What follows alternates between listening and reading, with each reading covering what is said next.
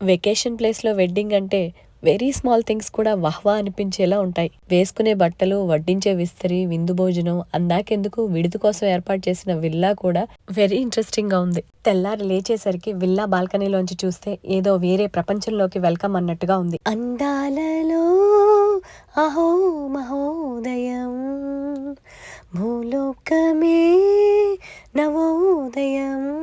చెవుల్లో head phones లేకపోయినా చూస్తున్నంత సేపు ఇదే పాట మోగింది. రోజు ఇలాగే తెల్లారితే ఎంత బాగుంటుంది కదా అనుకుంటూ ఆస్వాదిస్తూ కూర్చుంటే అక్కడ 10:30కి ఏర్పాటు చేసిన పెళ్లి ముహూర్తం దాటిపోతుందని పట్టుమని 10 నిమిషాల్లో పట్టుచీర కట్టుకుని ఫటాఫట్ రెడీ అయిపోయి పెళ్లి జరిగే ప్లేస్ కెళ్లి ఫస్ట్ రోలో ప్లేస్ చూసుకుని కూర్చున్నాం. నీళ్ల మీద పెళ్లి పందిరి పూర్తిగా ఏర్పాటయ్యాక ఎలా ఉంటుందో చూడాలన్న ఎక్సైట్మెంట్ లో ఉన్న నేను అందు మీద నడిచి వెళ్లే ధైర్యం చేయడానికి అరగంట పట్టింది. పైపెచ్చు అది మాఘమాసం మూలానో ఏమో సూర్యభగవానుడు వాయుదేవుడు భాయి భాయి అన్నట్టుంటారనుకుంటా. అందుకే ఇద్దరూ కలిసి వాతావరణం మాత్రం కంఫర్టబుల్ గా మెయింటైన్ చేశారు. నాకు మాత్రం ఆ ఫ్లవర్స్ ఫ్రేమ్ తో ఉన్న ఎంట్రన్స్, కొబ్బరి చెట్ల స్టైల్లో ఆ పచ్చదనం, ఆ సరస్సు మీద ఆ పెళ్లి పందిరి ఇవన్నీ చూస్తే బెంగళూరులో ఉన్నామన్న మాటే గాని కేరళ పెళ్లి వైబ్ కనపడింది.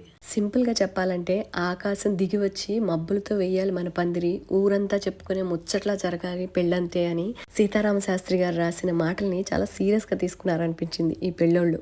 ఏదేమైనా పెళ్ళంటే పందిళ్లు, తప్పెట్లు, తాళాలు, తలంబ్రాలు, 3 ముళ్ళు 7 అడుగులు అనే పాత పరిధులు దాటి ప్రీ వెడ్డింగ్, పోస్ట్ వెడ్డింగ్ షూట్లు, పెళ్లి జరిగే ప్లేసు, పెట్టిపోతలు అన్ని ప్రత్యేకంగా ప్లాన్ చేసుకుంటూ పద్ధతుల కన్నా ప్రిఫరెన్స్లకి ప్రాధాన్యం ఇస్తూ ప్రెజెంట్ జనరేషన్ ఓ కొత్త ట్రెండ్నే సెట్ చేస్తుందేమో అనిపించింది. అలా పంచభూతాల నడుమ పూల పందిరిలో ప్రియమైన వాళ్ళందరి మధ్యలో పెళ్లి చేసుకుంటున్న ఈ కొత్త జంటని కలకాలం కలిసే ఉండండిరా అని మనసారా దీవించి పెళ్ళోళ్లతో పెళ్లికొచ్చిన వాళ్లతో ఫోటోలు, వీడియోలు దిగి ఇక వెళ్ళొస్తామని చెప్పి వెంటనే వెనక్కి బయలుదేరాల్సి వచ్చింది. ఎందుకంటే నిన్న దింపి వెళ్లిన అదే వందే భారత్ ట్రైన్ మమ్మల్ని వెనక్కి తీసుకెళ్లడానికి వెయిట్ చేస్తూ ఉంది. వేళకు వెళ్ళకపోతే వదిలేసి వెళ్ళిపోతుంది కనుక 10 నిమిషాల్లో కట్టుకున్న పట్టు చీర 10 సెకండ్లో మార్చి ప్యాక్ చేసి పండ్లు పలహారం కొని పావుగంట ముందే ప్లాట్ఫామ్ కి చేరుకున్నాం. అయినా మనం ఎంత స్పీడ్ గా వెళ్ళి ఏం లాభం, ట్రైన్ స్పీడ్ అయితే మార్చలేం కదా.